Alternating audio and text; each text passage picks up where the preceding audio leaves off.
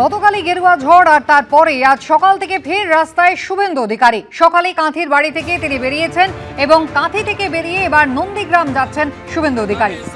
2021-এর পর 2026-এও নন্দীগ্রামে নিজের জয়ের ধারা যেমন বজায় রেখেছেন শুভেন্দু অধিকারী, তারই সঙ্গে মমতা বন্দ্যোপাধ্যায়ের গড় ভবানীপুর, সেখানেও কিন্তু গতকাল 15,000-এর বেশি ভোটে মমতা বন্দ্যোপাধ্যায়কে পরাজিত করেছেন শুভেন্দু অধিকারী।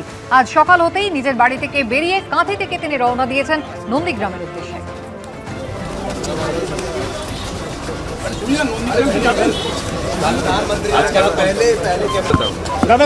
कार्यकर्ता के साथ मिलने दीजिए, बहुत संघर्ष किया আমি ভবানীপুরে যাব। কথা বলবো আমাদের প্রতিনিধি সন্দীপ সরকার রয়েছেন আমাদের সঙ্গে। সন্দীপ, আজকে দিনভর কি কর্মসূচি রয়েছে শুভেন্দু অধিকারী? দেখো, কিছুক্ষণ আগে কাঁথির শান্তিকুঞ্জ থেকে বের হলেন শুভেন্দু অধিকারী। আজকে তার প্রথমে নন্দীগ্রাম বিধানসভা এলাকায় যাওয়ার কথা রয়েছে।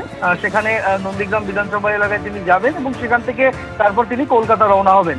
যেটা শুভেন্দু অধিকারী জানিয়েছেন যে আজকে তিনি ভবানীপুরে নিজের বিধানসভা কেন্দ্রেও একবার যাবেন, সেখান থেকে মুরলীধর সেন লেনের বিজেপি কার্যালয় এবং তারপর সেখান থেকে তার বিধাননগরে যাওয়ার কথা রয়েছে বিকালবেলা সল্টলেক পার্টি অফিসে। মোটামুটি এই কর্মসূচি রয়েছে। এছাড়াও তার যে দুটি বিধানসভা এলাকা থেকে তিনি জিতেছেন সেখানে গিয়ে সেখানে ভোটারদের ধন্যবাদ জানানোর একটি পরিকল্পনা রয়েছে তার। এখনো পর্যন্ত এমনটাই কর্মসূচি জানা গিয়েছে। ধন্যবাদ।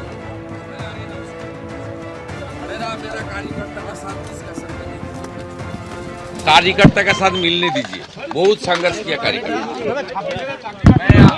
আমি ভবানীপুরে যাব, সল্টলেক কার্যালয়ে যাব, ওখানে আসুন। 3টের সময় সল্টলেক।